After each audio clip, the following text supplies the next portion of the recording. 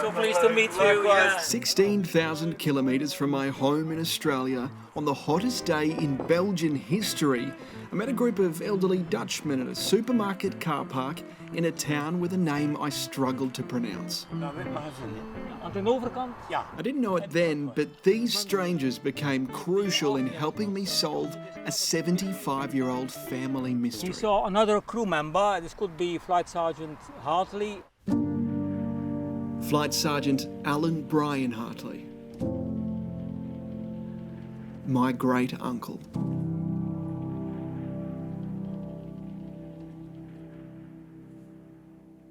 He was killed in action in 1944, but where exactly did he die? How did it happen? Was his death in vain? My family had been left with countless questions. So with 2 cameras and a few foreign helpers, I raced across the Western Front through World War battlefields and once war-torn towns to find as many answers as I could in just 3 days.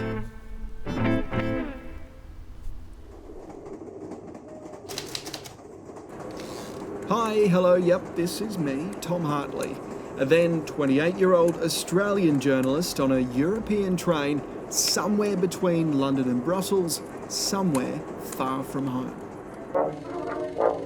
See, I grew up in Mackay, North Queensland, one of the hot, humid parts of Australia for those unfamiliar. I was always on the beach, always up to mischief. I considered myself a pretty typical Aussie kid, and like all kids, I had a hero. Mine was my grandpa Leo. He was an artist, an optometrist, a terrific storyteller, and, to be honest, a total enigma. I knew little of his past. I knew that he'd been to war in the Air Force. I marched with him almost every Anzac Day, and I remember feeling proud. But when I was still a boy, my grandpa, my hero, my enigma, died suddenly. I never got to say goodbye. Just like I'd learned, he never got to say goodbye to his brother, Alan. So that's why I'm here heading east towards Brussels into almost certain peril, having accepted an invitation from a man I met on the internet who called himself the Magic Dutchman. He was a war relics collector and a blogger, and weeks back I'd come across one of his posts which read, "This helmet belonged to Flight Sergeant Alan Brian Hartley." Underneath, there was a photo of the helmet, there was a photo of Alan, and there was a photo of his grave. I needed to know what the Dutchman knew. But the train could only take me so far, so in Belgium's capital, Brussels, I filled up a little Fiat and started the 300-kilometre drive north over the border.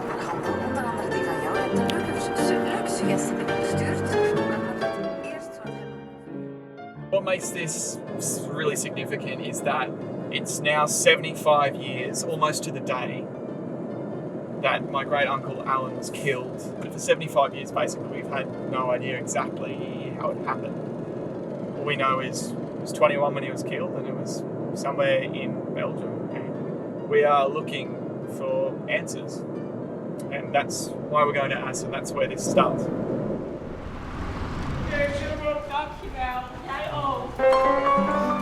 Assen, a stunning little city in the top end of the Netherlands. There were cobbled roads and cute cafes and bicycles and boats with names that would politely remind you where you were. And here I was in the hallway of a stranger's apartment block thinking, what on earth was I doing here? Who will be behind this? Hey Tom. Right. Good to finally meet you, man. And there he was, the Magic Dutchman. He got straight down to business. My goodness. As you can see, I've managed to acquire some helmets and put them all in a small, tiny room. The Dutchman's actual name was Ray de Waal. He was as intriguing as his collection of war helmets. This is a Dutch East Indies helmet. This one was used by the military police. South African helmets, artillery and natal mounted rifles. This one, this is the same helmet, but it was actually used by a Japanese soldier. Japanese tank helmet, Japanese flight helmet, Japanese normal helmet. This is a Canadian helmet. This is a guy, he was wounded Yeah. And then he went back to the UK, and then he first started fighting all over again after a couple of months recovery. So you've been collecting 12 years? 70 years, I don't know. Like forever. I want to tell the whole story. I want to know everything about what happened during the Second World War. Yeah. Well, there's obviously one helmet we're here to see, and I'm trying to pick it out. Yeah. This is your great uncle's helmet.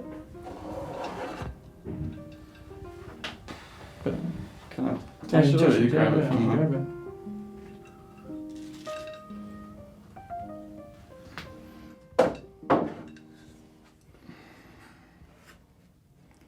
Honestly, this is pretty I don't know, it's weird. Like you see photos of it and stuff on the internet, but then to finally have it in your hand. Yeah. It makes it totally different. yeah, just genuinely like shit. That's incredible. It's funny how like just an object can make you just. Yeah, I was like, oh, I don't know how I'm going to react to this, should be fine, but seriously, this is just like, shit. I was genuinely overwhelmed and couldn't think of anything remotely intelligent to ask. So what's the front? What's the front? What's the back? The front, back. That's the thing about the British helmet. You can wear it any way you want, you know. Yeah. Okay, And the man who wore this, you know, I know like nothing about him, but he's part of my family. Like this missing history in my family. It's just the missing link. Yeah. Honestly, the more you think about it, the more surreal it gets. The more surreal it is. Yeah. Because it's not just a helmet, you know. It represents so much more. Including, hopefully, some answers. So I guess the first thing I'm going to ask you is, how did you come to acquire this helmet? I bought it on the internet, on eBay. I knew immediately that it was an Australian helmet because it has no rim compared to the British ones. Yeah. So when I watched the photos on the inside, I saw an army number, and that made me able, because the Australian archives are very open. I typed in the number, and then it turned out to be of Alan Brian Hartley, who actually died as well. So this photo just looks like he's just staring at us, or very serious looking face. Yeah. Of a very young guy, going into war, going into the unknown. Yeah, my grandfather, his brother, he also flew Lancaster, like in Lancasters. Oh, really? He also flew in the bombers. Oh, yeah. So they were flying in the same theatre war, and he survived, and Alan didn't. It's tragic. There's two brothers from the family, and only one of them came home. Fellow Australians, it is my melancholy duty to inform you officially that in consequence of a persistence by Germany in her invasion of Poland, Great Britain has declared war upon her, and that as a result, Australia is also at war. During World War II, 28,000 Australian pilots and crews signed up to fight in several British-based squadrons. The greatest contribution was to RAF Bomber Command, and their workhorse was the Avro Lancaster. It had an unrivaled bomb load, range and cruising altitude, and with its seriously imposing looks, it became a legendary symbol of the Allied war effort. But this legend was adorned with devastating statistics. Crew had a 50-50 chance of survival, a life expectancy of just 2 weeks. I learned Alan lasted 2.5. Oh, I don't even want to use the words I'm thinking of, but what a messed up way to die. I just imagine how petrified they would have been. Oh, yeah. Ray told me where Alan's plane had gone down and where 75 years ago he'd been buried. Back east, near Courtrai, in Belgium. So I guess the next thing is that we need to track down one of these historians or one of these researchers. Yeah. Good luck with your research, Tom. Thank you. Seriously, like, I cannot say thank you enough. No problem. I cannot say thank you enough. Seriously.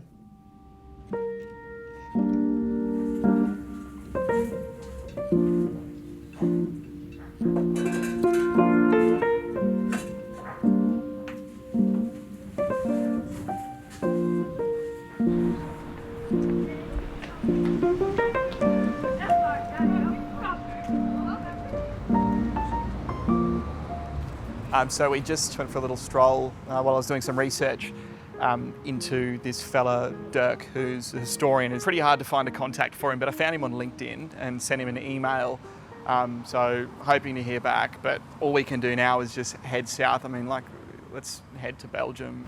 The next part of the story is there. That's where my great uncle was killed. That's where his grave is. I mean, surely we'll find some answers there. Really nice.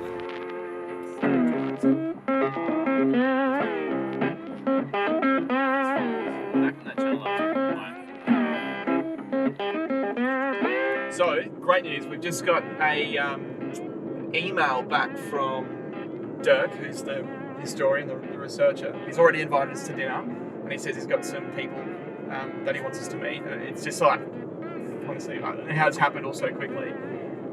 So I'm just going to give him a call and let him know where we are and that we're on our way. And see if we can't meet up with him. Hello, Tom. Hey, Dirk, it's Tom. How are you? Hello. Hello. Everything okay? Everything okay? Yes? Everything's great. It's lovely to hear your voice. Yeah, I was going to say to me. Yeah. Very nice. Our GPS says that we will get to Courtrai at about 4:20. Yeah. So I guess we can just aim to meet up around then. And there I was again, in the home of another total stranger. This man's name was Dirk Decupier, a retired teacher, now historian. He and his wife, Mika, insisted on feeding us local food and local beers. Cheers. Thank you. Cheers. Thank you. The two of us will walk from here. Then, stomachs full and the sun setting, I invited Dirk to share all that he knew about my great uncle Alan. Take a seat, Dirk. Yeah, thank you. Oh, I should say thank you. It's your garden. Oh, thank yes, you for the yes, amazing dinner. Yeah. Your lovely wife. It was Yeah. so nice. I mean, it's funny because we were saying before there's no real way to sort of, I don't know, summarise how strange this is to meet you after. When I saw the name Hartley, Yeah. I was really surprised myself. Yeah. And I heard that you talked about Courtrai, and so those two names really match together, yes. Yeah. Yes, 75 years exactly I know. after the events. So, Yeah. I guess I want to know, what do you know? How and where. Yeah, how Yeah. and where. I mean, what do you know? yes. That's your question to me. No, now. sorry, yeah, that is a question. I mean, like, Yes, what do you know? So that night when your great uncle died, 9 Lancasters were shot down. The crew of your great uncle, he was shot down immediately after dropping his bombs at 1 a.m. Yeah. in the night of 21st July. Yeah. It was, I think, very likely hit by a night fighter. Yeah. And the aircraft crashed in the town.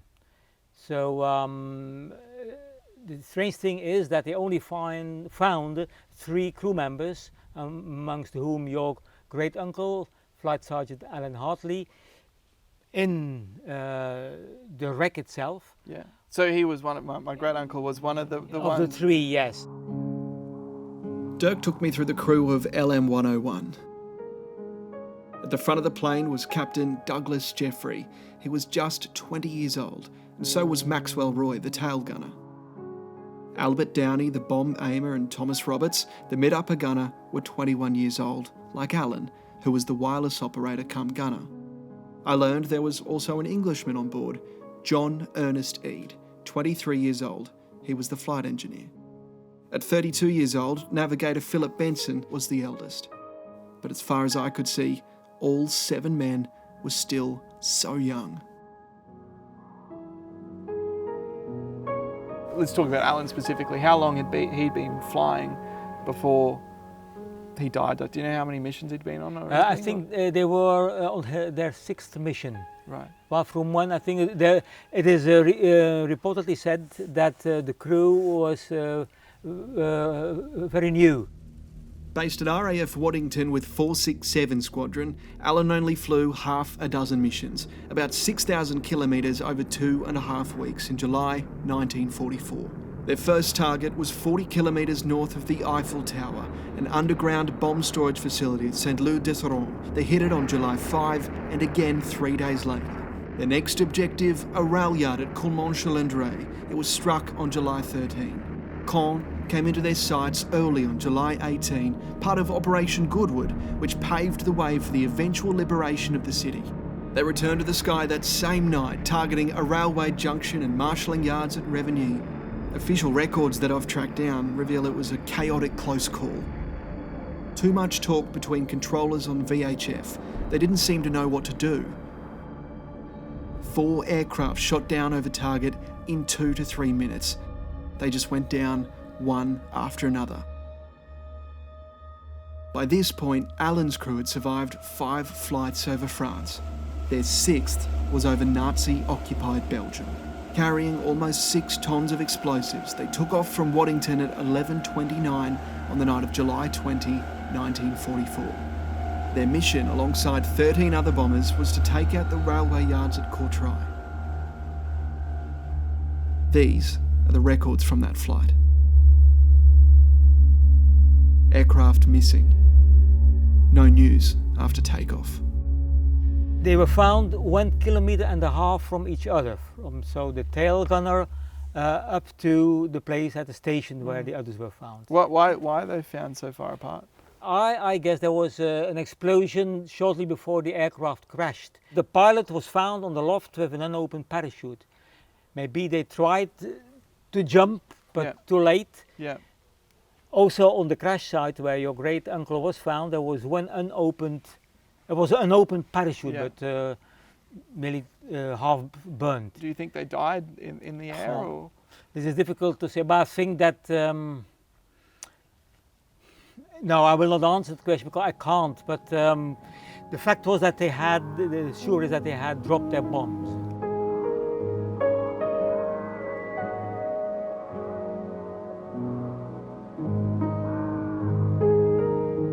This archive footage from Courtrai shows some of the aftermath. This is the market square, the town's beating heart flatlining.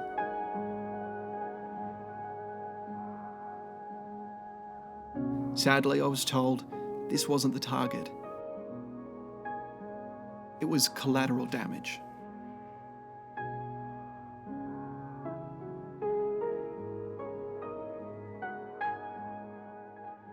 I know it's going to be a bit of a roller coaster, but I mean, I can't wait to see these places, and you know, and everywhere that everywhere they were targeting, to where they were all found, and I mean, I can't even say on behalf of my family, but honestly, on behalf of my family and me, it means it means the world to me. Thank you. And it is an incentive for me. It motivates me to go on with other cases. Yeah, I mean, we're changing lives. Yeah, really. Correct. Yeah. Correct. Yeah.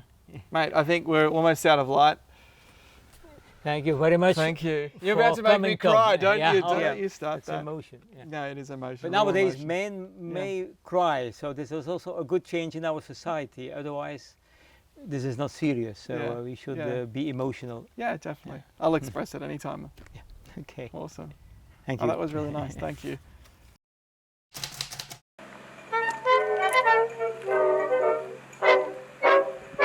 The next morning, Dirk told me to meet him in Wevelgem, a town the Pope, the Queen, even Obama had visited. Oh, Tom. Good morning. Good morning. Pleased to meet you again. Likewise. Thanks for Though I doubt they'd ever stepped foot in here. Please, I invite you into the Museum of Wevelgem. Yeah. We are entering a German World War II bunker built in 1941-1942. For medical care they used that, and also to billet the German troops that were here on the airport of Wevelgem. Yeah. Sometimes also called Bissegem, because it was on the two communities, but it was more called Courtrai Airport in the Second World War, and was often bombed by the Royal Air Force and the American Air Force. Yeah. And, sometimes the bombs even fell as far as Courtrai, which is very near. Yeah. Tom, I call this touchable history. Touchable in two meanings. First, you can touch it, and it also touches people.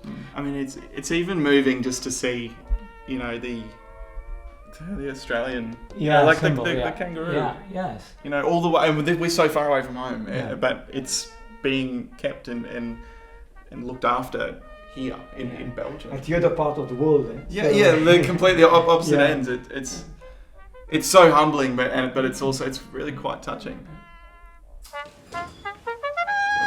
Okay, Tom, but I saved the cherry on the top for the end of our visit. This is one of the 4 motors that was recovered from the Lancaster that crashed 20 kilometers from Kortrijk shortly after having dropped the bombs. And that's one of the propellers as well? Yeah, that's one of the propellers. We found 4 propellers. And so that just gives you an indication of just how huge they are. You know, just that one propeller, that one engine. Yeah. When they crashed, it would have just... They would have just fallen out of the sky. Yeah. Yes, it was a terrible noise when the aircraft hit the ground. So imagine what, for the crew, if they were not yet dead, what that must have meant. Yeah.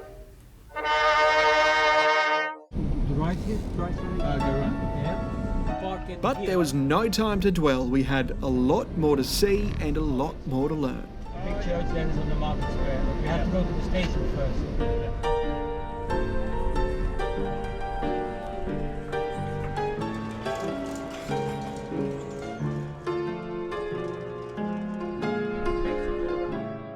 Dirk had brought me to Kortrij's Market Square. It was truly a place that sang, "Welcome to Belgium." But this wasn't about Dirk showing off his local haunt and his city's fancy council building. This was a place of real importance. They were aiming for the marshalling yards, but they hit. And the triangle, yeah. To help me understand what happened here, to paint a clearer picture of history. So just on the edge of the market square. It's a beautiful spot. There are cafes, there are people out, restaurants, pubs. I mean, it's a really busy area, and it's just crazy to imagine what it would have been like here 75 years ago, where this entire block, you know, all these restaurants, this bank and all these buildings were leveled, just rubble. I actually found out today something that's kind of, it doesn't sit entirely comfortably with me, but you know, something that I guess couldn't be avoided more or less, that the bombs that were dropped here were from the Lancaster LM-101, which was the Lancaster that my great uncle was in. As Dirk explained, you know, this collateral damage was part of war and part of, you know, what they had to do to, you know, to save this place from the Germans. But it's pretty harrowing to know that so many people lost their lives as a part of this. They were actually aiming for the marshalling yards, which were just a few hundred metres, you know, down that way in that general direction. But I mean, that's it. You drop a bomb a second too late and it lands in the middle of a market square. It lands on people's homes. It just destroys lives. So they had really hit the aiming point was also the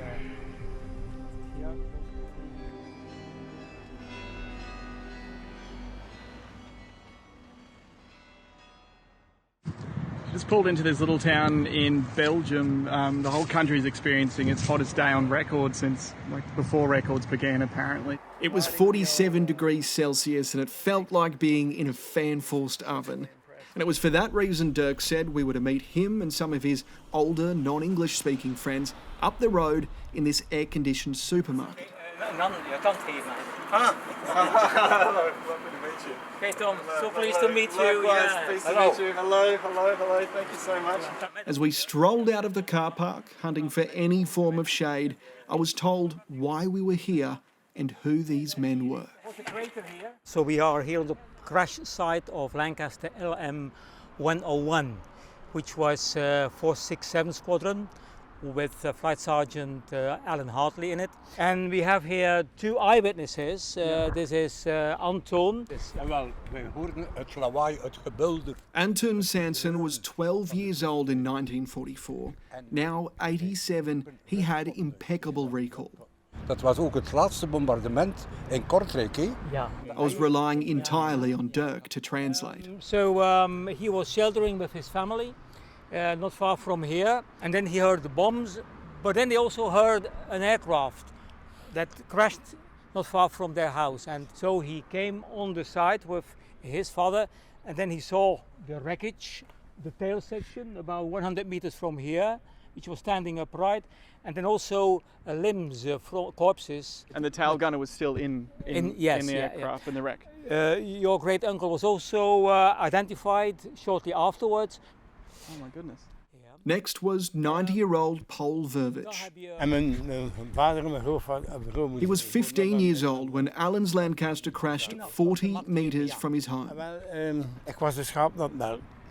He was sheltering with his family in a cellar not far from here.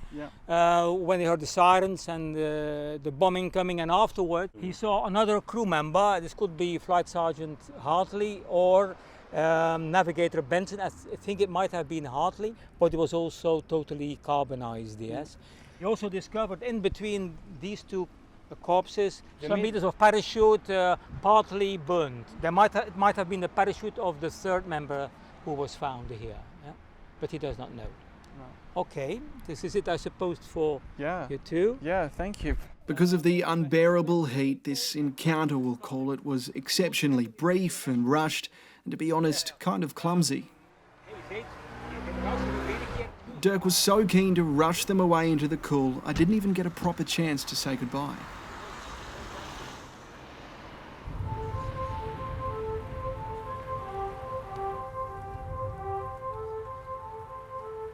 So I think all of that was kind of a bit hard to process. Practically what we learnt from that is that my great uncle, Alan Brian Hartley, the Lancaster he and his crew was in, crashed in this, like on the side of where the market building is. There's a huge crater here. There were 3 bodies found in this area, 2 of which were over there. And so Antoon reckons my great uncle's body found over here somewhere, so a few hundred meters away from the wreckage. Now it's just this beautiful shopping centre, and you know it's where my great uncle died, and there's a shopping centre. It's like the mind boggles, hey, it really does. So.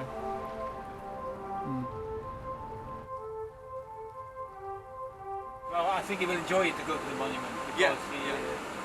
Because Dirk had lined up another eyewitness who was a short drive away. in the river. It's in here. Oh, here. sorry. Sorry. This is how they are, Okay. at the hedge, alongside the hedge.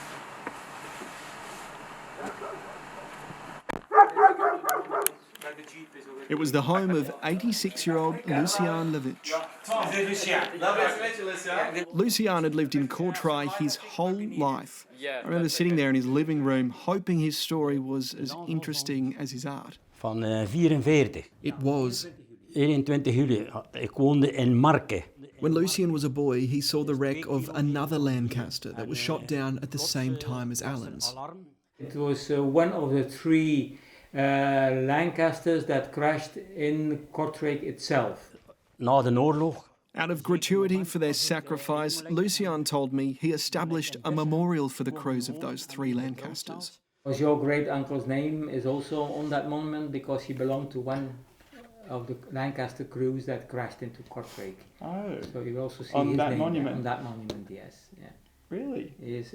Can you show us the monument? Ja. As luck would have it, it was only a short stroll away. The river is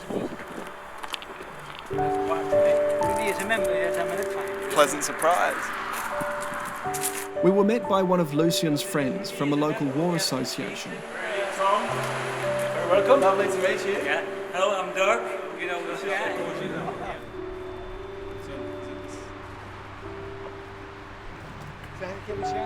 Hier. Sergeant. Ja. Sergeant AB Harry. Hartley. Hardy. Okay. Dat is. Can I translate? Or?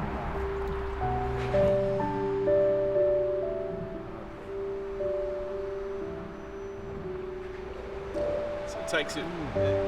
For someone who talks and talks for a living, So every time you see, I found myself speechless again.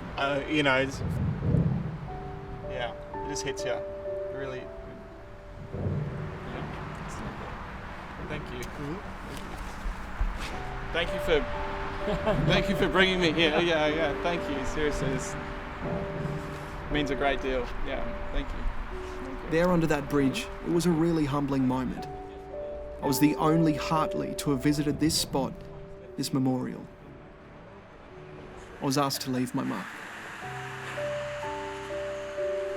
Well, have a nice trip It's back such home a pleasure and to meet you. have a regards to your family.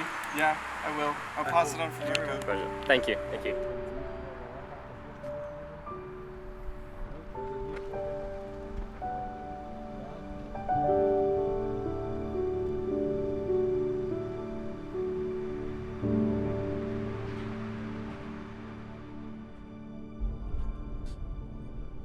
I needed some time to process, to appreciate what we'd learned so far. So, with my newfound sense of gratitude, I took a drive around Flanders, a theatre for some of the Great War's greatest battles.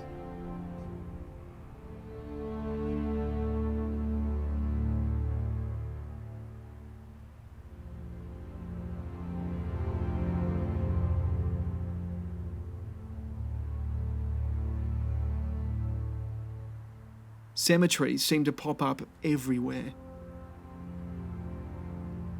dotted among crops like those crimson poppies in the killing fields. We saw row after row after row of tombstones, each for a young man killed by another.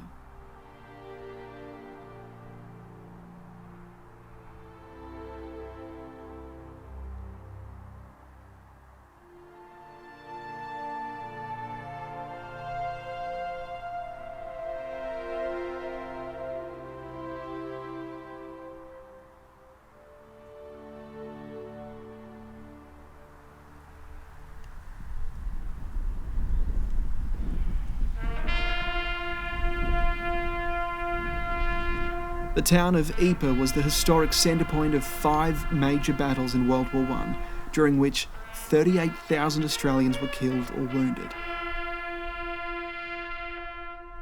Now it's home to the Flanders Fields Museum and the impressive Meningate Memorial. Unveiled in 1927, it bears the names of 54,000 soldiers whose graves are not known. During the war here, hundreds of thousands of men passed through the gate on their way to battle.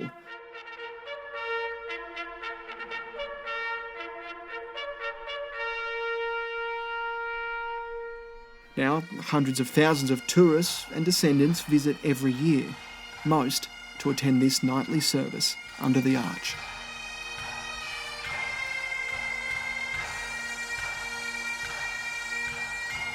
I think the truly remarkable thing is about this place, I mean, apart from its history, is the fact that they've done this ceremony here at Meningate every night since 1928, uninterrupted, at 8 p.m.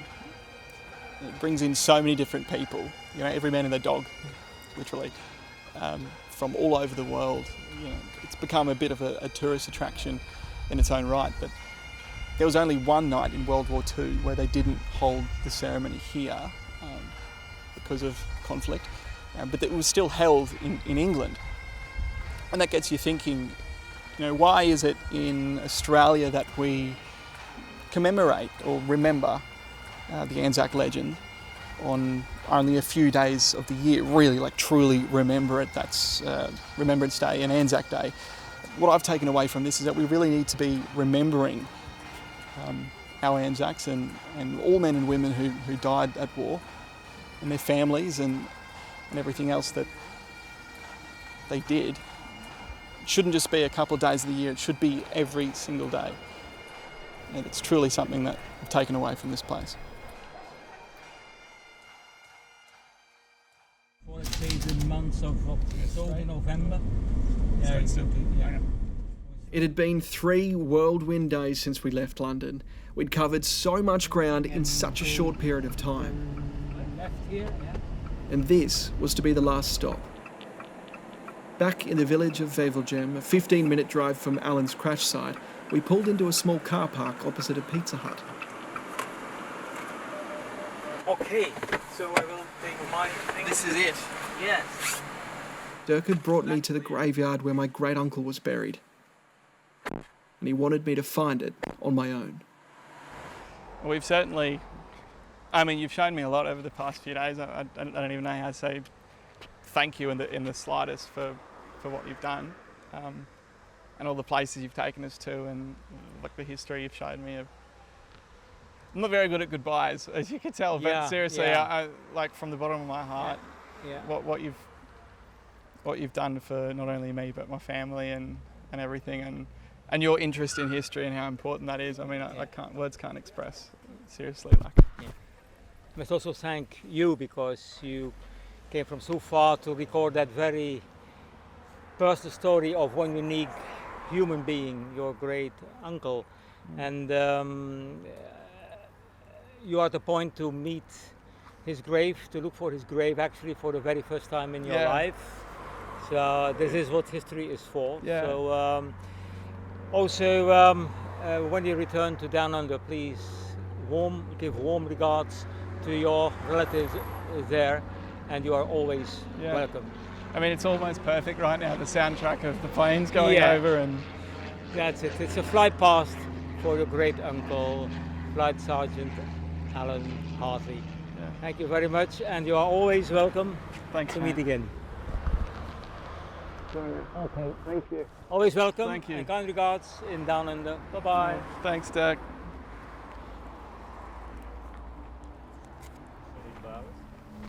Oh yeah. Cheers. I always find cemeteries such morbid places, but as far as cemeteries go, this one's really nice.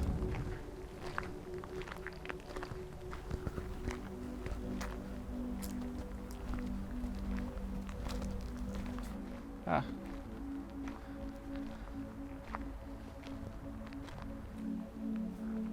Be one of these ones.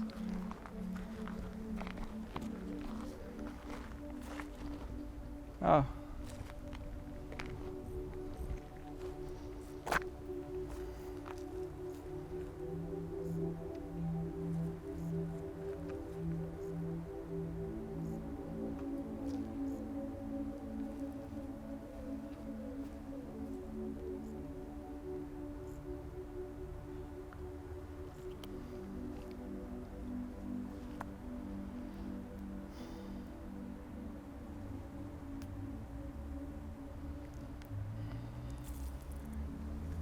A really weird moment after all this time. You know, in the middle of a field, more or less. There's a bloke drilling over there, and it's just like, here rests my great uncle.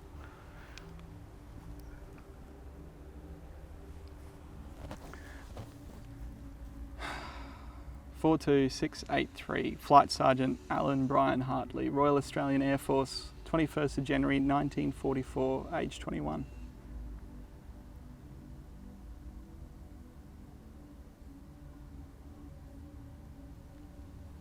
Like, what do you even say?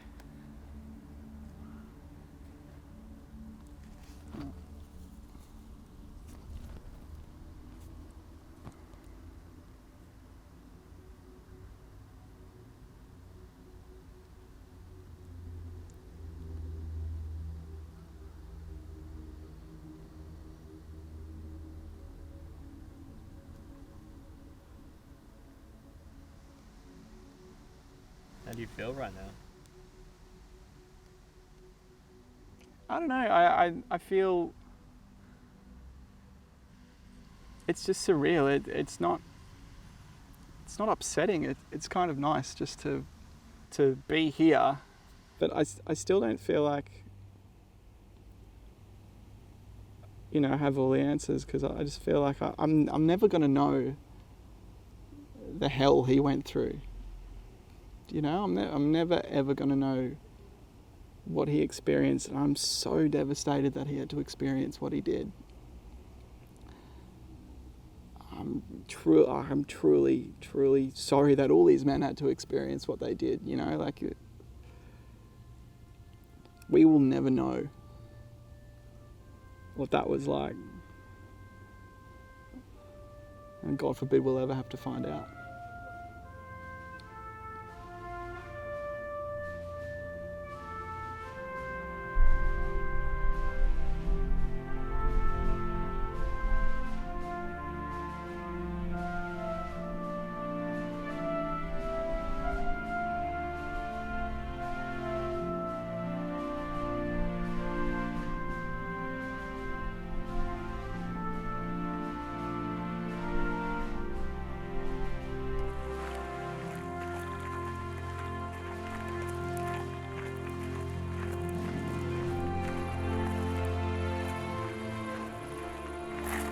Walking away from Alan, walking out of that graveyard, I reflected on the journey that brought me here. Hey Tom. This is just like shit. I cannot say thank you enough. Here. Oh, sorry. While it didn't always go to plan, I got so much out of it. And the mind boggles, hey, it really does. More than just answers, but surprises and perspective. Hello. Dat was ook het laatste bombardement in Kortrijk, hè? Lucien? Yeah. Pleasure to meet you. This trip and these strangers changed my view on so much. What was war? Sacrifice, courage, gratuity. In this gorgeous but blood-stained country, I realised how lucky I was, how lucky we were. But mostly, I was thinking about home. I couldn't wait to share this journey with my family. And while I wish I could have shared this with Grandpa, I knew, he'd be proud. He'd be at peace. He'd be able to draw a little bit of closure from knowing what actually happened to his brother, Alan Brian Hartley, during his final flight.